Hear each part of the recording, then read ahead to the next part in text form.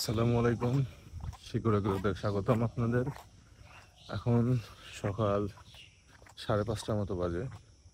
চলেন দেখি আমার ফার্মে কী কী কাজ চলছে। আজকে আসলে কাজ চলছে ওই যে বাগান খেয়ার কথা বলছিলাম ওইটার। চলেন দেখি কিভাবে কাজ শুরু হয়েছে। আচ্ছা, আমার মুরগি শেডের পাশ দিয়ে আমরা এখন যাচ্ছি পিছনের দিকে। এইখান থেকে শুরু করতে তো ভাই, এই জায়গাতে এইটুকু এখন পুরোটা মাইরে দিতাম, পরে খুলে আসছে এই করে দিতাম, ওই চেকার দিতাম এখান থেকে একটু খুলে। বলছি মাথায় মাথায় তার দেওয়া লাগবে না? হ্যাঁ না, শক্ত তো আছে তাই না, তার দেওয়া লাগবে না। আসলে বেড়াগুলো শক্তভাবে না বাঁধলে পরবর্তীতে এগুলো ঢিলা হয়ে যায়, যার জন্য চেক করছিলাম যে আসলে উপরে তার দেওয়া লাগবে কিনা। উপরে একটা তার দিয়ে বাঁধলে অনেকটা শক্ত হয়, কিন্তু আমার এই বেড়াগুলো বেশ শক্ত ছিল, যার জন্য তার উপরে আমরা দিই নাই। এই যে কীভাবে জয়েন্ট দিতে হয় দেখুন, জয়েন্ট দিয়ে আমরা আসলে দুইটা বেড়া মানে একসাথে করে পুরোটা ঘেরার চেষ্টা করতেছি। আর নিচে কিছু ফাঁকা থাকার কারণে নিচে আমি কিছু মাটিও দিয়ে দিয়েছি, যাতে শেয়াল বা অন্য কোনো প্রাণীর ভেতর দিয়ে না ঢুকতে পারে, সেই চেষ্টায় আমরা করেছি যথেষ্ট।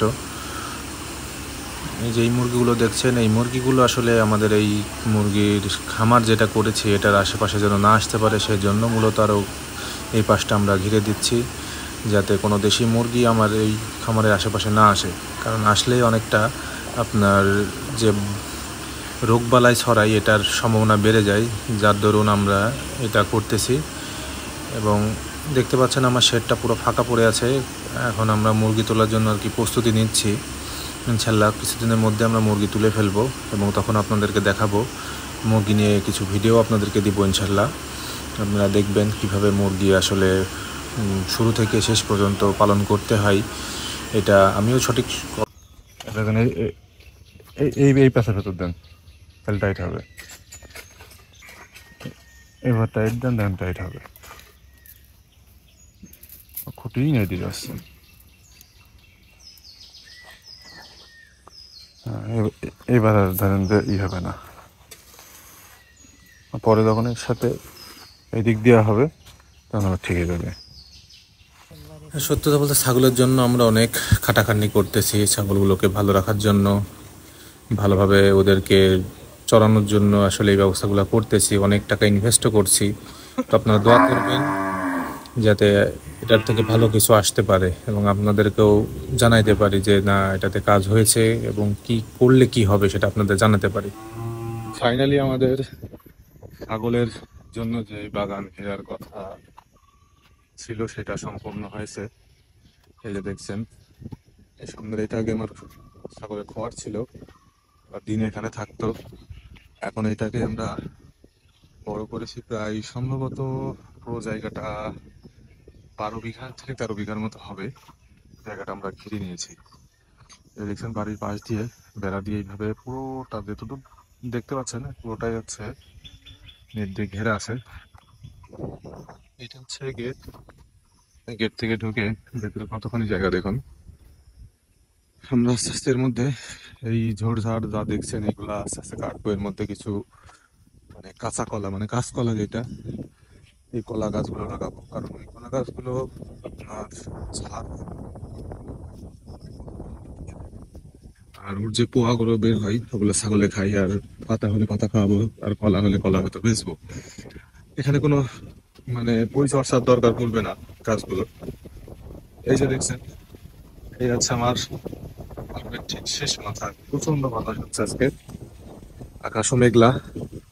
এই যে এইভাবে পুরোটা এভাবে ঘেরা আছে, এর মধ্যে আমার ছাগল থাকবে, এরা আর কি এখানে চড়বে। আর যখন বৃষ্টি হবে তখন এই শেডটার নিচে এসে দাঁড়াবে। তো আমরা এই শেডের নিচেও একটা সিস্টেম করছি, এটা হয়তো আর কিছুদিন সময় লাগবে। সেটা হচ্ছে এই যে পাশের যে চড়াট, আমরা স্থানীয় ভাষায় এগুলোকে চড়াট বলে, নাকি ঝরাট বলে, এইগুলো দিয়ে আমরা পুরোটা চেষ্টা করবো, পুরোটা না হলে অর্ধেকটা আমরা উঁচা করে দেব। কারণ যাতে ছাগলের বাচ্চাগুলো বা ছাগল এসে কোথাও বসতে পারে। আর বৃষ্টির সময় এর মধ্যে সে ছাগল থাকবে, কারণ বৃষ্টি হবে ওরা একাই এখানে চলে আসবে। তো এই জন্য সেটটা করা আগেই করা ছিল আমার। তো এখন এটা হয়তো এই কাজে লাগবে। দেখতে পাচ্ছেন পুরোটা একদম জুম করে আপনাদের দেখাই কত দূর গেছে আমার বাউন্ডারিটা।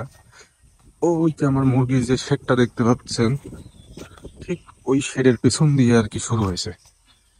চলেন দেখাই। এই যে শুরু হয়েছে এই শেডের পেছন দিক দিয়ে, এই যে দেখতে পাচ্ছেন এখান থেকে এই পুকুরের ওই পাশ দিয়ে ঘিরে একদম চলে আসছে এই মাথা পর্যন্ত। তো টোটাল আনুমানিক 13-14 বিঘার মতো হবে। তো দীর্ঘ প্রায় 7 দিনের মতো সময় লেগে গেছে, কারণ বৃষ্টি না হলে আরো হয়তো কম সময়ে, মানে টোটাল কাজ হয়েছে হচ্ছে 7 দিন। আর একটা দিন হচ্ছে আমরা ওই খোয়ারের যে বেড়াগুলো ওইগুলো করছি। মোট 5 দিনের মতো কাজ হয়েছে আমার এখানে এই ক্ষেত্রে। কিন্তু বৃষ্টির জন্য 2-3 দিন কাজ হয়নি, যার জন্য প্রায় সপ্তাহখানেকের বেশি সময় লেগে গেছে। তো এইটা হচ্ছে একটা গেট। ঠিক এর পেছনে হচ্ছে আমার ঘাসের যে জমি, আমার খামারের জন্য, গরুর জন্য বা ছাগলের জন্য যে ঘাসগুলো লাগে সেই জায়গা। তো এখান থেকে ঘাস কেটে এই দরজাতে ঢুকে ফার্ম চলে যাবে। তো এইভাবে আর কি সব ঠিকঠাক করছি। আর যখন এই পিছনের মাঠটা অনেক সময় ফাঁকা থাকে, মানে আপনার ভুট্টার পরে ধানের পরে এই মাঠটা অনেক সময় ফাঁকা থাকে। এগুলো আমাদের এই আর কি ফার্মের জমি। তো আমরা এখানে হচ্ছে এদিক দিয়ে ছাগলগুলো ওই সময় আমরা এই মাঠে চড়াবো, এই জন্য এখানে আমরা একটা গেট রেখেছি। সবাইকে শুভেচ্ছা জানিয়ে শেষ করছি। আমার ফার্মার জন্য দোয়া করবেন, আমার জন্য দোয়া করবেন। আশা করি সবাই আমার চ্যানেলটি সাবস্ক্রাইব করবেন, পাশে থাকবেন। আল্লাহ হাফেজ।